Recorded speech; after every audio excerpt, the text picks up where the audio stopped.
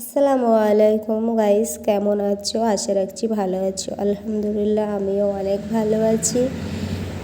তো আজ পবিত্র জুম্মা মোবারক, তোমাদের সবাইকে জুম্মা মোবারক। আর আমি এই যে খাবারগুলো বানিয়েছি, এখানে ছিল বাড়িতে যে দেশি মুরগি আমরা পালি, সেটাই আজকে রান্না করা হয়েছে। দেশি মুরগির মাংস আছে এখানে, আর এখানে আছে চালের রুটি, আর এখানে একটু বানিয়েছি খিরসা। তো কেমন ছিল আর কে কে পছন্দ করো এমন খাবার অবশ্যই কিন্তু জানাবে। আর তোমাদের যদি ভিডিওটা ভালো লাগে তো লাইক ফলো করতে ভুলবে না।